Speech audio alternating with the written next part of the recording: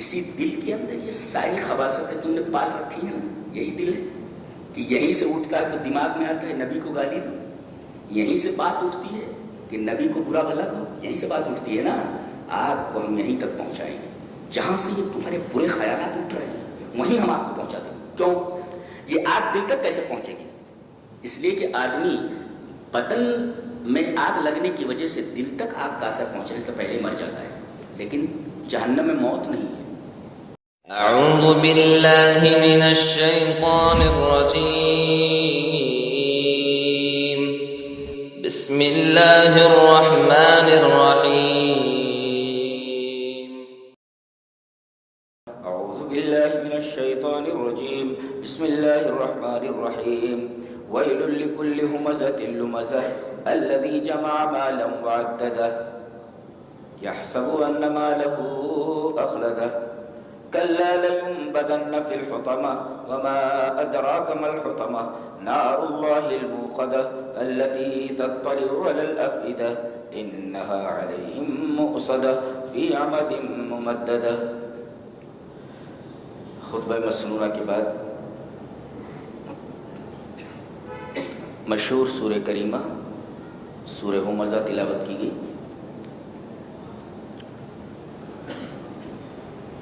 اور آج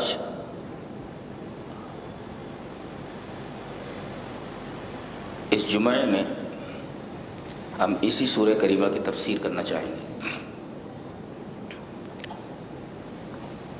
سب سے پہلے کہا گیا ویلن، یہ جہنم کی ایک وادی کا نام ہے. وہ جہنم کی وادی ایسے آدمی کے لیے، ایک مطلب تو یہ، اور ویل کا مطلب ہوتا ہے تیرا بیڑا غرق ہو، تیرا ستیہ ناس ہو، تو ہلاک ہو جائے، تو تباہ و برباد ہو جائے، تو دنیا اور آخرت دونوں میں ذلیل ہو. یہ ہے ویل کا مطلب. یہ اتنی خطرناک وعید کس شخص کے لیے؟ یہ کلمہ ویل لفظ وعید ہے جس کے یہ معانی ہیں جو میں نے بیان کیے. یہ کس آدمی کے لیے، کس شخص کے لیے؟ جس کے اندر 3 صفتیں ہوں. من اتصف بهذه الصفات الثلاثہ فمصيره هذا. جس آدمی کے اندر یہ 3 بری عادتیں ہوں اس کے لیے یہ انجام ہے، ویل کا انجام. 3 بری عادتیں کون سی ہیں؟ پہلے دیکھتے ہیں. ایک لفظ ہے ہمزہ.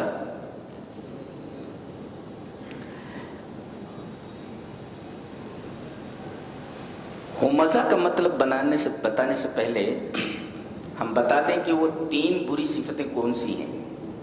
ایک ہے حمز، ایک ہے لمس، اور ایک ہے جمع المال والانشغال به عن ذکر الموت وما بعدہ. حمز، لمس اور جمع المال والانشغال به عن ذکر الموت وما بعدہ، یہ 3 چیزیں ہیں جن کی تشریح ہم ابھی کریں گے. حمز کرنے والے کے بارے میں کہا گیا یہ ہمزہ ہے. ہمزہ آپ دیکھیں، ایک ہے ہے میم سے اور اس کے بعد آگے بولتے، تو یہ ہمزن، یہ کیا ہے؟ اور آگے تے بڑھا دیے. ہمز ہو پہلے پر پیش ہے، دوسرے پر زبر ہے. مشہور نحو اور صرف کا ماہر ابن رزی اپنی کتاب شرح کافیہ میں کہتے ہیں ان الصیغۃ فعل بضم ففتح ترد للمبالغۃ فی فاعل. وہ کہتے ہیں کہ اگر اس وزن پر آئے کوئی لفظ کہ پہلے پر پیش ہو اور دوسرے پر زبر ہو، تو سمجھو اس کے اندر مبالغے کا معنی ہوتا ہے. یعنی اس فعل سے متصف جو شخص ہے اس کے اندر یہ فعل مبالغے کے ساتھ پایا جاتا ہے. اور ویسے ہے ہمز کے ساتھ لمزن بضم ففتح، ہمزن लुमजुन, ये पहले ज़म्मा है बाद में फतह है दोनों पर। और फिर ये ता क्यों बढ़ा दी गई है? ये कहते हैं ये ताए मुबालगा है, तो अव्वलन उसमें मुबालगा था ही, फिर मजीद मुबालगा पैदा कर दिया गया, यानी मुबालगा दर मुबालगा है। अब हमज का माना जान ले। हमज का मतलब होता है अलहम्जु अलअयब फिल हुजूर, किसी के मुंह पर उसकी इज्जत उतारना। तू कौन, तेरी औकात क्या, तू ऐसा है तू वैसा है। तो हमज कहते हैं अलअयब फिल हुजूर, किसी आदमी का मजाक उड़ाना, किसी आदमी की इज्जत उछालना उसके मुंह पर, चार आदमियों के सामने। एक है ऐब होना और एक होता है ऐब निकालना, दोनों में फर्क है। अगर उस आदमी में ऐब है और आप बयान कर रहे हैं पीठ पीछे तो ये गीबत है, और अगर ऐब नहीं है निकाल रहे हैं तो ये बोहतान है। तो एक है ऐब होना, आदमी में वो ऐब मौजूद है और आप बयान कर रहे हैं, ऐब है और आप बयान कर रहे हैं, तो यह है गीबत। और अगर ऐब नहीं है, ऐब निकाल रहे हैं, एक होता ऐब होना, एक होता ऐब निकालना। तो अगर ऐब आप निकाल रहे हैं तो बोहतान नहीं है, आप बोहतान लगा रहे हैं उसके ऊपर, वो ऐब है नहीं और आप वो ऐब उसके ऊपर थोप रहे हैं। तो यह है हमज का माना, अलहम्ज अलअयब फिल हुजूर। और इसी में दाखिल है मजाक उड़ाना, किसी के मुंह के ऊपर उसका मजाक उड़ाना। ये तारीख रही है कि जितने भी रसूल दुनिया में आए सबका मजाक उड़ाया गया है, सबको गंदी गंदी गालियां दी गई। हमारे नबी को देख लो, पहले तो अल्लाह तबारक व तआला ने इरशाद फरमाया मा यातीहिम मिर रसूलिन इल्ला कानू बिही यस्तहज़िऊन, जितने भी रसूल दुनिया में आए सबको बुरा भला कहा गया, सबका मजाक उड़ाया गया है। इस्तेहजा का मतलब होता है मजाक उड़ाना। तो जितने भी रसूल दुनिया में आए सारे रसूलों का मजाक उड़ाया गया, उन्हें गंदी गंदी गालियां दी गई हैं। अल्लाह तबारक व तआला ने उन अल्फाज का जिक्र फरमाया, कहा कि साहिर, ये जादूगर, मजनून, पागल है, ये कज़्ज़ाब, परले दर्जे का झूठा है।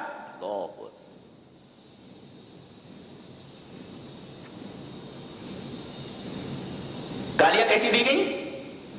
ये पागल है, बहुत बड़ी गाली है पागल होना, मतलब पागल है यानी उसकी बात सुनो ही नहीं, ये मतलब उसका, ये पागल आदमी है, ऐसे ही ओल फोल बक रहा है ताकि लोग उससे करीब ना हो। ये जादूगर, साहिर, कज़्ज़ाब है, परले दर्जे का झूठा है। तो अल्लाह फरमाता है कौन सा ऐसा रसूल है जिसे हमने दुनिया में भेजा और उसको गालियां नहीं दी गई, उसका मजाक नहीं उड़ाया गया? तो अगर तुम्हारे रसूल को कोई गाली दे, बुरा भला कहे, तो जाहिर है कि तुम अपने नबी को अपनी जान से ज्यादा महबूब रखते हो। तकलीफ होना तो लाजमी है, वो इसलिए कि हमारा रसूल यहां रहता है दिल में, और जब उसको कोई बुरा भला कहे जो दिल में रहता हो तो दिल को तो तकलीफ होने ही वाली है, बहुत तकलीफ होती है, बहुत तकलीफ होती है। जो दिल में रचा बसा हुआ हो, जिसका नाम आए तो दरूद न पढ़ने वाला दुनिया का सबसे बड़ा बखील है, जिसका ये मकाम हो, जो दिल की गहराइयों में पैबस्त, उसको अगर कोई बुरा भला कहता है तो एक मोमिन का दिल दुखना, उसके दिल को तकलीफ होना एक लाजमी बात है।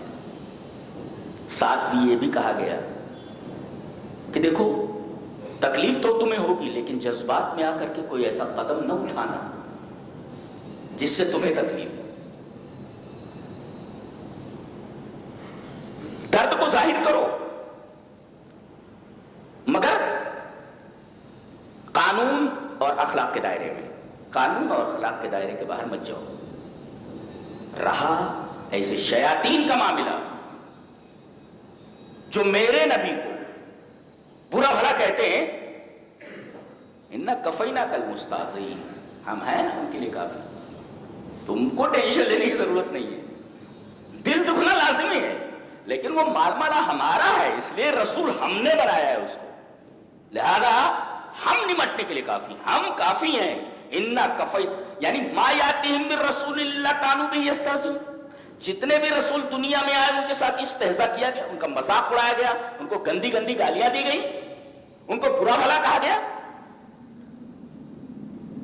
ان کے رو در رو چار لوگوں کے سامنے ان کو برا بھلا کہا گیا، تو ایسا ہے تو ویسا ہے، پیٹ پیچھے برا بھلا کہا جائے، لیکن صحابہ کرام نے ایسا کوئی قدم نہیں اٹھایا جس سے ان کو تکلیف ہو۔ ہاں اللہ نے نمٹ لیا سب سے، جیسا کہ اس کا وعدہ ہے، اِنَّا كَفَيْنَاكَ الْمُسْتَهْزِئِينَ۔ ایک بات یاد رکھو، نوٹ کرو، نبی کو گالیاں دینے والا، نبی کو برا بھلا کہنے والا اس صفحہ ہستی پر انتہائی ذلیل اور بدترین شخص ہے، اور اللہ تبارک و تعالیٰ اسے ایسی سزا دینے والا ہے کہ وہ نمونہ عبرت اور نشان عبرت بن جانے والا ہے۔ زندہ رہنے والی آنکھیں اپنی آنکھوں سے دیکھ لیں گی ایسے لوگوں کو، اس لیے کہ اللہ کا وعدہ ہے، اِنَّا كَفَيْنَاكَ، ہم نے رسولوں کو بھیجا، ان کا مذاق اڑایا گیا تو ہم مستہزئین کے لیے کافی ہیں، مذاق اڑانے والوں کے لیے کافی ہیں۔ اِنَّا كَفَيْنَاكَ الْمُسْتَهْزِئِينَ۔ رہا تمہارا معاملہ، تمہارے دل میں درد ہونا لازمی ہے، اس لیے کہ رسول تمہارے دلوں میں رہتا ہے، ہم رسول کے لیے سب کچھ قربان کر سکتے ہیں، یہ ہے، لیکن منع کیا گیا ہے کہ اخلاق اور قانون کے دائرے کے باہر مت جاؤ۔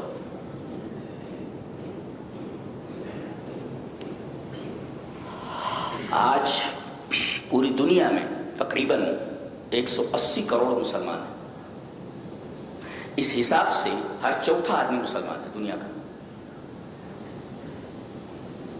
180 کروڑ مسلمان ہیں، یعنی دنیا کا ہر چوتھا آدمی مسلمان ہے۔ 58 حکومتیں جن میں مسلم حکمران ہیں، لیکن عالم یہ ہے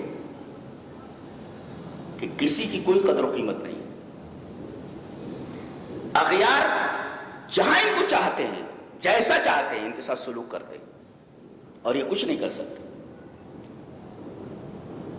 صدائے احتجاج بلند کرتے ہیں۔ آپ یہ کہہ سکتے ہیں کہ مسلمان صرف اور صرف احتجاجی قوم بن کر کے رہ گئی، کیوں؟ مجال تھی کہ کوئی رسول کو گالی بک لیتا، رسول کو گالی دے لیتا، ہمارے اعمال ویسے ہی، ان عملوں کی سزا دی جا رہی ہے۔ جی سب سے برا عمل جو ہم لوگ کرتے ہیں وہ یہ جانتے کیا ہے؟ الذین آمنوا ولم یلبسوا ایمانہم بظلم اولئک لہم الامن وہم مہتدون۔ ہم نے ایمان کے اندر ظلم ملا لیا ہے۔ ظلم جانتے ہیں سب سے بڑا ظلم کون؟ سب سے بڑا ظلم شرک ہے۔ آج مسلمانوں کی اکثریت ایمان کے ساتھ شرک میں مبتلا ہے۔ بتائیے، آپ تو اللہ کی شان میں گستاخی کر رہے ہیں، شرک اللہ کی شان میں سب سے بڑی گستاخی ہے، تو آپ تو اللہ کی شان میں گستاخی کر رہے ہیں۔ دوسرے، اگر رسول کی بات کے مقابلے میں امام کی بات آ جائے تو ہم امام کی بات کو لے لیتے ہیں، رسول کی بات کو چھوڑ دیتے ہیں، تو ہم نے کون سی ایسی گستاخی ہے جو نبی کی شان میں نہیں کی ہے؟ توحید کے ساتھ ہم نے شرک کو ملا رکھا ہے، رسول اللہ صلی اللہ علیہ وسلم کے قول کے مقابلے میں پڑھو، رسول اللہ صلی اللہ علیہ وسلم کی بات کے مقابلے میں کسی امام کی بات آ جائے تو ہم رسول اللہ صلی اللہ علیہ وسلم کی بات کو اگنور کر دیتے ہیں اور امام کی بات لے لیتے ہیں۔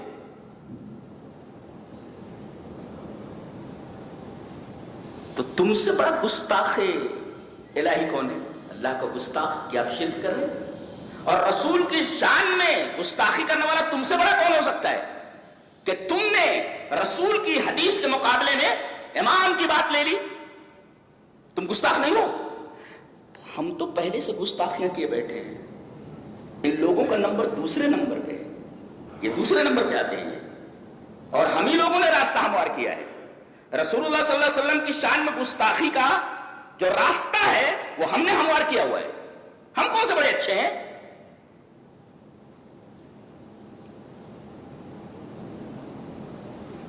آیت کریمہ پر پڑھتے ہیں آگے. وَيْلٌ لِكُلِّ ہُمَزَةٍ، مطلب مانے ایک تو ہے کسی کے رو در رو سامنے، چار آدمیوں کے سامنے کسی کا مذاق اڑانا، کسی کا عیب نکالنا، کسی کو برا بھلا کہنا، یہ ہمز. اور ہمز جب آتا ہے تو مبالغہ، یعنی اس کا کام ہی یہی ہے. جب دیکھو تب یہ پکارتا رہتا ہے، چلاتا رہتا ہے، بولتا رہتا ہے نا ہمز. اور آگے تے بڑھا دی گئی، یعنی بولتا ہی رہتا ہے اور مبالغہ کر دیا گیا. اس کا کام ہی یہی ہے کہ رسول اللہ صلی اللہ علیہ وسلم کی ذات میں کیڑے نکالنا. کسی شاعر نے بہت اچھا کہا ہے کہ وہ نور بن کے زمانے میں پھیل جائے گا، تم آفتاب میں کیڑے نکالتے رہنا. تو یہ بے وقوف لوگ ہیں، یہ آفتاب میں کیڑے نکال، ارے ایسی روشنی ہے ویسی روشنی ہے، پاگل کہیں کا، یہ آفتاب میں کیڑے نکال رہا ہے. تم آفتاب میں کیڑے نکال، ہمارا نبی تو نور ہے، نور ہے، آفتاب ہے، تم آفتاب میں کیڑے نکالنے چلے ہو، تم سے بڑا بے وقوف کون ہے؟ تو ہمزہ کا مطلب، اور لمزہ کا مطلب ہوتا ہے العیب فی الغیبہ، کسی کے پیٹھ پیچھے برائی کرنا، کسی کا پیٹھ پیچھے مذاق اڑانا، کسی کے پیٹھ پیچھے اس کو برا بھلا کہنا.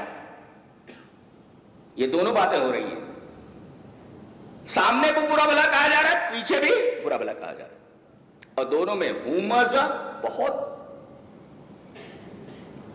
اور اسی طریقے سے لمزہ بہت.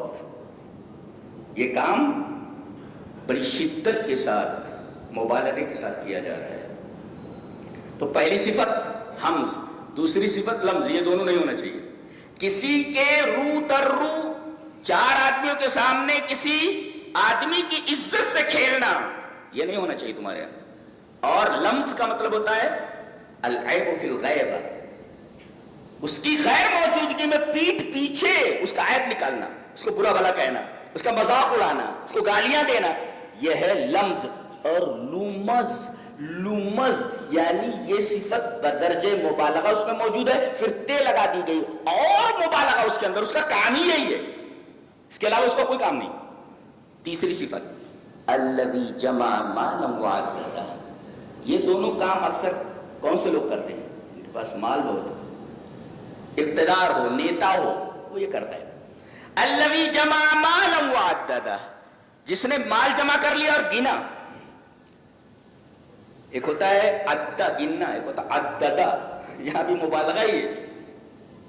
مال جمع کرنا، تجوری میں رکھ دینا، حقوق واجبہ ادا نہ کرنا، حرص، اور رات میں اس مال کے بارے میں تصور کر کے نیند نہ آنا اور بار بار تجوری کھولنا، وہ عددہ اور گننا. ہاں کتنی گڈیاں ہیں ابھی،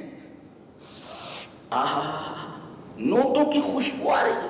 تو یہ ہے الذی جمع مالا، مال کو سینت کر تجوری میں رکھ لیا، حقوق واجب ادا نہیں کر رہا، یہ ہے حرص.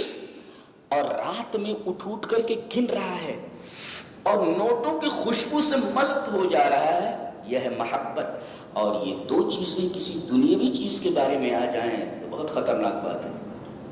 بخیلی یعنی حرص، بہت زیادہ لالچ کسی چیز کے بارے میں، اور کسی چیز کے بارے میں حد درجہ محبت. اب یہ مال کے اندر حرص بھی آ گئی اور دوسرے محبت بھی آ گئی، بہت خطرناک چیز ہے. مال کی حرص چلو غنیمت ہے، لیکن مال کی حرص کے ساتھ مال کی اتنی محبت کہ نیند نہیں آ رہی ہے، گن رہا ہے، وعددہ، اٹھ کر کے نوٹ کی خوشبو لے رہا ہے، یہ ہے مبالغہ. کہتے نہیں حشفن وسوء کیلتن، عربی کا ایک مشہور مقولہ ہے جس کا اردو میں ہم لوگ کہتے ہیں، اردو میں ایک تو کریلا ویسے ہی کڑوا، دوسرے نیم چڑھا. ایسے ایک تو کریلا ویسے ہی کڑوا ہوتا ہے اور دوسرے نیم کے اوپر چڑھا دو تو ایسے ہی ہمز جو ہوتا ہے، حمز، وہ تو رو در رو کسی کی برائی کرتا ہی ہے، وہ کرتا ہی رہتا ہے. تو ایک تو کریلا ویسے کڑوا، دوسرے نیم چڑھا. لمز بھی ایسے ہی ہے، پیٹ پیچھے کسی کی برائی کرتا ہی رہتا ہے. تو ایک تو کریلا ویسے کروا, دوسرے دن چڑھا. الذی جمع مالن, مال کو سینس سیت کر رکھ رہا ہے, وہ حقوق واجبات ادا نہیں کرا. دوسرے نوٹ کی خوشبو سونگ رہا ہے, تو ایک تو کریلا ویسے کروا, دوسرے دن چڑھا. حشف کہتے ہیں ردی کھجور کو. الحشف ارد التمر, یعنی سب سے ردی کھجور کو کہتے ہیں الحشف. تو کہتے ہیں احشفن وسوء کیلتن, ایک تو کھجور ویسے بھی ردی ہے اور دوسرے تول کم دے رہا ہے. تول پر یاد آیا, قرآن حکیم میں 2 سورتیں سے ویل سے شروع ہوتی ہیں. اللہ اکبر. ایک تو یہ سورہ ہے ویل لکل, یعنی پہلا لفظ ویل ہے, اور دوسرے ایک سورہ اور بھی ہے ویل للمطففین, تطفیف یعنی پیسے پورے لینا اور تول کم دینا. ان 2 سورتوں کے شروع میں ویل آیا یہ لفظ کلمہ وعید, اور کہیں نہیں آیا. ہاں, اور پہلے کا تعلق اموال الناس سے اور دوسرے کا تعلق اعراض الناس سے.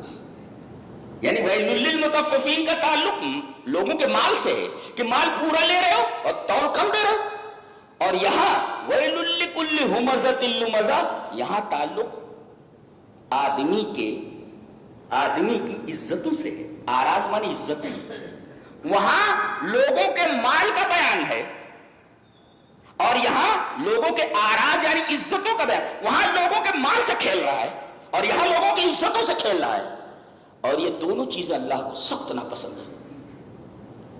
کسی کے مال سے کھیلنا یعنی مال پورا لینا, پیسے پورا لینا, مال کم دینا, تول کم دینا, اور دوسرے لوگوں کی عزتوں سے کھیلنا. یہ دونوں چیزیں اللہ تبارک و تعالیٰ کے نزدیک انتہائی قابل نفرت ہیں. لہذا ان 2 صورتوں کو اللہ لفظ ویل سے شروع کرتا ہے, ویل للمطففین ویل لکل ہمزۃ لمزہ. اچھا, اس کے بعد کیا ہے؟ اتنا ڈوب گیا ہے.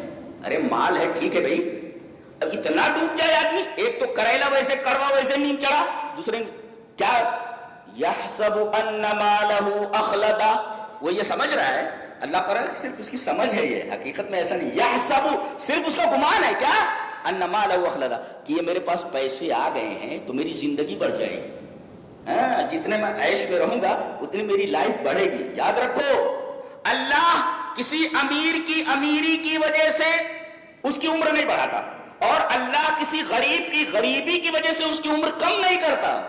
عمر متعین ہے. یہ آدمی سوچ رہا ہے کہ پیسہ ملنے سے عمر بڑھ جائے گی, اور ایسا منہمک ہے مال میں, ایسا ڈوبا ہوا ہے, ایسا غرق ہے کہ الانشغال بھی عن ذکر الموت, موت یاد ہی نہیں آ رہی ہے. آدمی موت نہ یاد کرے, مال میں اس طرح مشغول ہو جائے کہ مرنا یاد نہ رہے اور مرنے کے بعد کی زندگی نہ یاد رہے. ایسا آدمی اللہ کے نزدیک انتہائی قابل نفرت ہے. تو یہ 3 آدمی انتہائی قابل نفرت, ہمزہ, لمزہ, الذی جمع مالا وعددہ, یہ 3 لوگ. من اتصف بہذه الصفات الثلاثہ فمسیرہ ھذا, یہ 3 صفتیں ایسی ہیں زندگی میں لانا تو دور کی بات ہے, فلا تقترب منہما, قریب بھی مت جانا. اس لیے کہ یہ 3 صفتیں ایسی اللہ کو سخت مقبوض ہیں, اللہ کے نبی سخت نفرت قابل نفرت یہ چیز ہے. اچھا, وہ یہ سمجھ رہا ہے لمبی ہو جائے گی زندگی, ایسے کلا, ہرگز نہیں.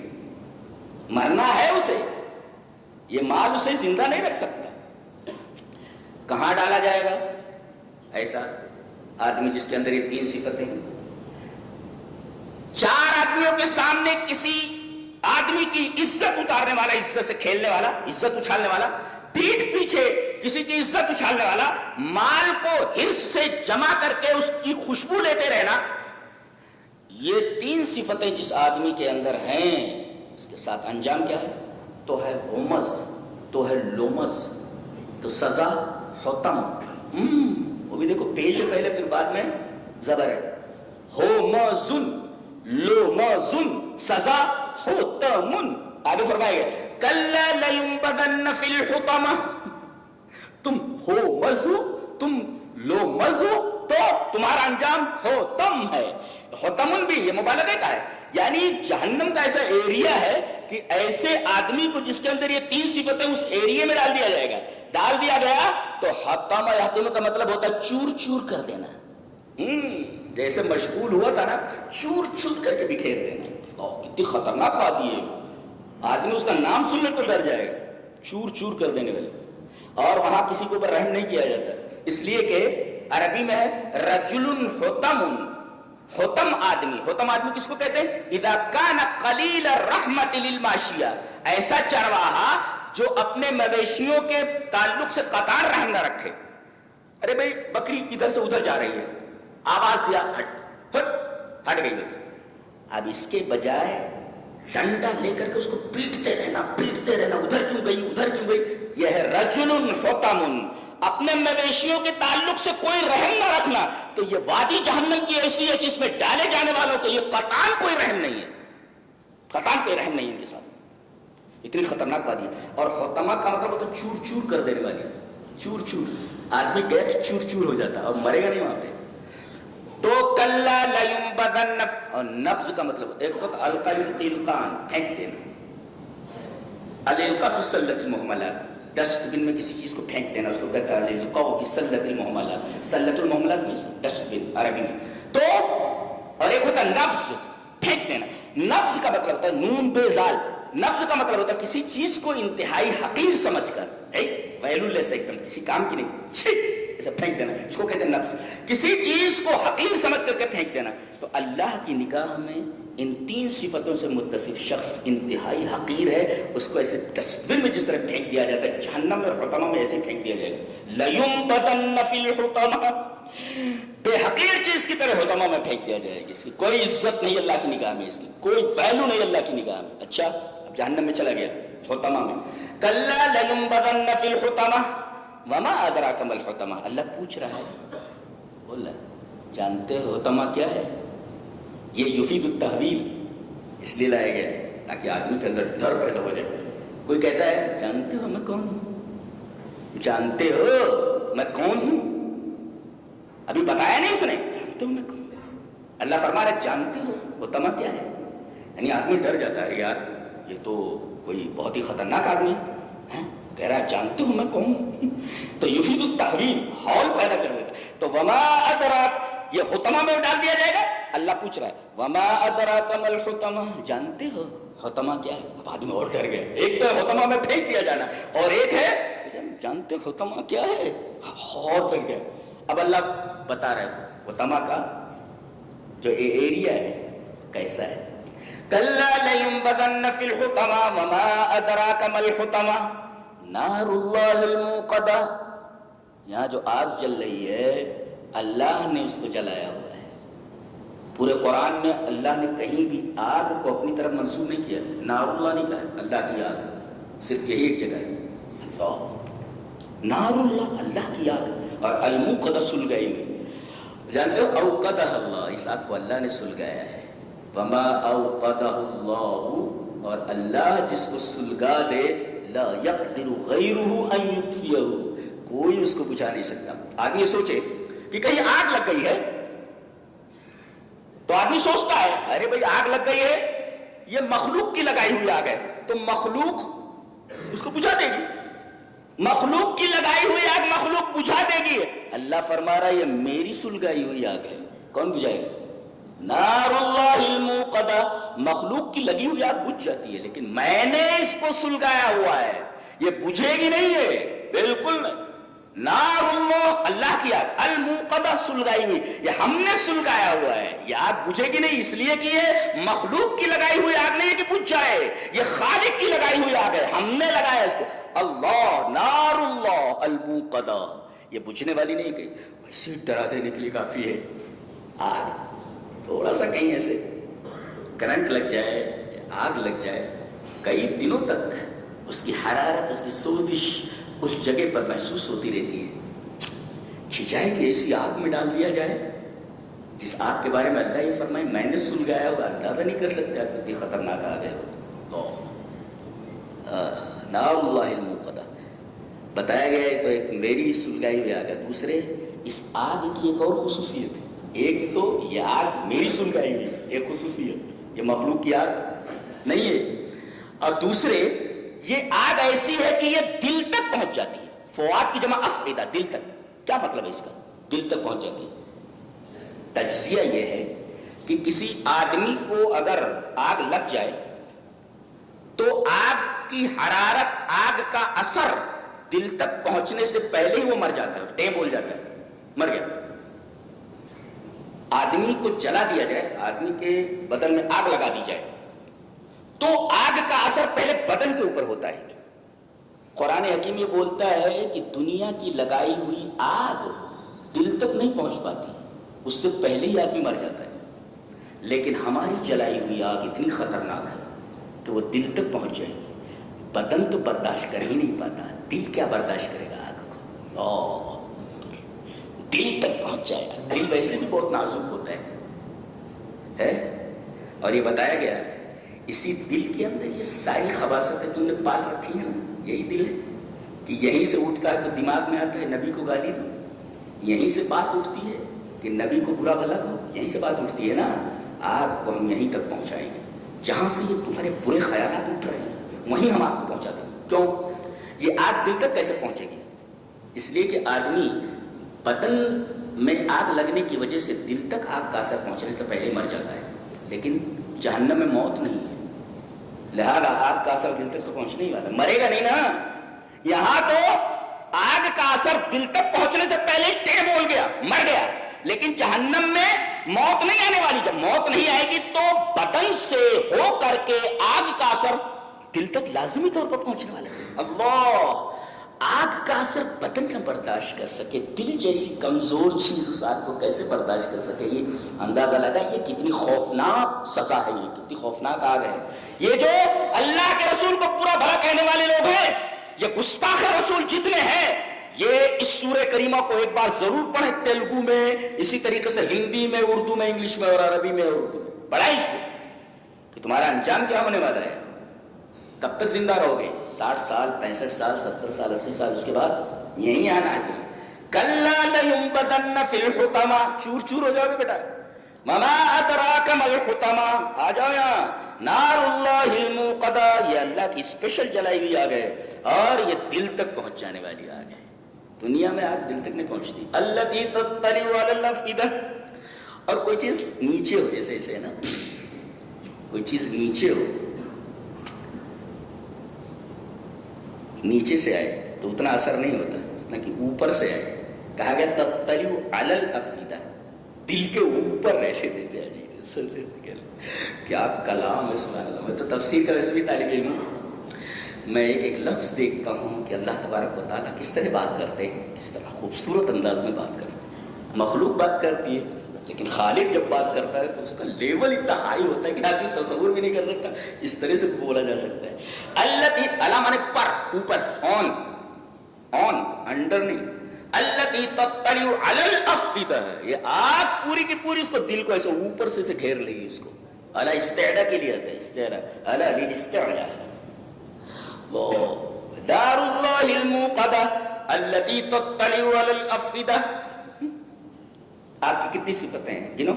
چور چور کر دینے والی، دوسرے اللہ کی جلائی ہوئی آگ جو کبھی بجھے نا، تیسرے دل تک پہنچ جانے والی آگ ہے، اور آگے انہا علیہم مؤصدہ، یہ کہیں ایک طرف سے اسے نہیں لگی ہوئی ہے، چاروں طرف سے اسے گھیر لگی۔ ایصاد کا مطلب ہوتا ہے، اوصدہ کا مطلب ہوتا ہے، اس کو سمجھو۔ حدیث میں ہے انطلق ثلاثۃ فكانوا في كهف فوقع الجبل فأوصد علیہ۔ تین آدمی کہیں جا رہے تھے، مشہور حدیث ہے وہ، تین آدمی کہیں جا رہے تھے، بارش ہونے لگی، جنگل سے جا رہے تھے، پہاڑی راستہ تھا، تو بارش جب ہونے لگی تو وہ ایک کہف میں چلے گئے، کہف مینس کیو میں چلے گئے۔ اب کیو میں گئے کہ بارش سے بچ جائیں، اچانک فوقع الجبل علی کہفہم، وہ اوپر سے ایک چٹان سرکی اور غار کے منہ پر آ گئی، فأوصد علیہ، انہا علیہم مؤصدہ، یعنی جیسے وہ چٹان آ گئی، کیو میں چلے گئے، چٹان اوپر سے آئی اور کیو کا دروازہ بند ہو گیا، اب نکل نہیں سکتے۔ ایسے ہی اللہ فرما رہا ہے حطمہ میں داخل کرنے کے بعد ہم کیا کریں گے معلوم ہے؟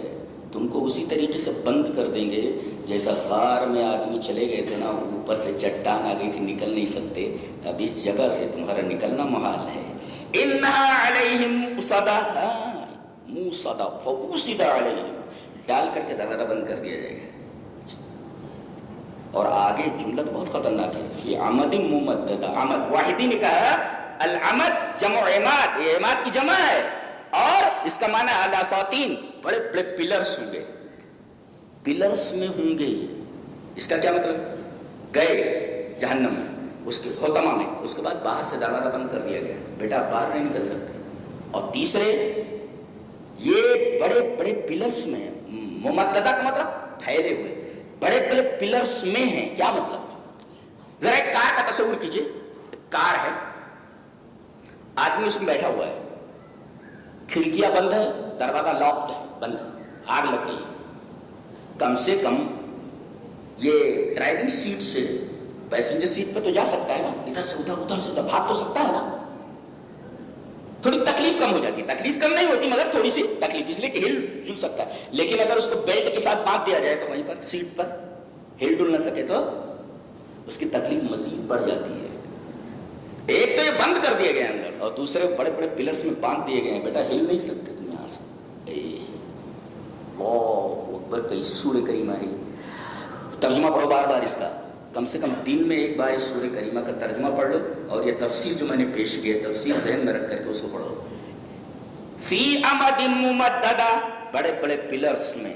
بڑے بڑے پلرز میں کیا مطلب؟ یہ لوگ بندھے ہوئے ہیں اس آدمی کی طرح جو کار میں ہے، اور ڈرائیونگ سیٹ پہ بیلٹ لگی ہوئی ہے، آدمی ہل بھی نہیں سکتا، ادھر نہیں جا سکتا. کم سے کم بندر کی طرح ادھر سے ادھر تو اچھل سکتا ہے نا، باہر نہیں نکل پا رہا تو. اور اندازہ لگائیے کسی کو کار میں بٹھا کر بیلٹ سے باندھ کر کے اس کی سیٹ کے اوپر آگ لگا دی جائے، اس آدمی کی کیا حالت ہوگی. یہ دنیا کی آگ ہے جو تھوڑی دیر میں بجھ جاتی ہے، لیکن یہ آگ ایسی ہے، نار اللہ الموقدہ التي تطلع علی الافئدہ. اللہ تبارک و تعالیٰ سے دعا کریں کہ اللہ تبارک و تعالیٰ ہمارے اندر یہ تین صفتیں نہ آئیں، ہم ان تین صفتوں سے دور رہیں، حمز سے، لمز سے، اور جمع مال والانشغال بھی عن ذکر الموت وما بعدہ سے. کیا مطلب؟ کسی کے منہ کے سامنے، لوگوں کے سامنے کسی کی عزت اچھالنا، حمز. لمز کا مطلب کسی کے پیٹھ پیچھے کسی کی عزت اچھالنا، دو. تیسرے مال کو جمع کرنا، یہ حرص کی دلیل ہے، لالچ کی دلیل ہے، ٹھیک ہے یہاں تک. لیکن رات میں اٹھ اٹھ کر کے اس کو گنتے رہنا، سونگتے رہنا، یہ ہے محبت. حرص اور محبت کسی مخلوق سے ہو جائے تو یہ بہت خطرناک ہے، بہت خطرناک ہے. یہ تین چیزیں، یہ تین چیزیں زندگی میں نہیں آنی چاہیے، بلکہ فلا تقترب منہما، اس کے قریب بھی مت جاؤ. اور آپ کو معلوم ہے کہ ان تین چیزوں کا حامل، ان تین چیزوں سے متصف شخص سے اللہ کتنی نفرت کرتا ہے. اندازہ لگائیے آپ کتنی نفرت ہے کہ اللہ نے آگ کو کہیں یہ نہیں کہا میری آگ، اللہ کی آگ. یہی ایک جگہ ہے جہاں کہا گیا اللہ کی آگ ہے. تو یہ جو بک رہے ہیں یہ نبی کے خلاف، دل میں درد تو ہوتا ہے اس لیے کہ نبی تو یہاں رہ رہا ہے نا، دل کو تکلیف ہوتی ہے، لیکن اللہ کے اوپر چھوڑ دیں. ایسا کوئی کام نہ کریں جس سے فساد پھیلے اور جس سے مزید الجھنیں پیدا ہوں. اس لیے کہ نبی نے کبھی اپنی ذات کے تعلق سے انتقام نہیں لیا. کتنا برا بھلا کہا گیا آپ کو، لیکن کبھی آپ نے اپنی ذات کے لیے انتقام نہیں لیا. تو درد محسوس کرو، اور درد محسوس کرنے کا طریقہ یہ ہے کہ نبی کریم صلی اللہ علیہ وسلم کے اوپر درود بھیجیں. وہ گالیاں بکے نا تو کثرت سے آپ درود بھیجو. 24 گھنٹے میں بس جب بھی یاد آئے نبی، بس آپ پر درود بھیجیے. بس وہ برا بلا بول رہا ہے نا تو آپ درود بھیجیے. یہ ہے نبی کریم صلی اللہ علیہ وسلم سے ہماری محبت کا اظہار. ہم اتنا ہی کریں. بلکہ وہ جو بک رہا ہے نا، وہ بکنے کے لیے، بکنے کی سزا اللہ نے اپنے اوپر وہ کر لی ہے. کیا کرنا ہے اسے؟ اِنَّا كَفَيْنَاكَ الْمُسْتَهْزِئِينَ. کافی ہیں ایسے بدماشوں کے لیے. اللہ تبارک و تعالی ہمیں نیک عمل اور اچھی سمجھ کی توفیق عطا فرمائے. وآخر دعوانا الحمد للہ رب العالمین.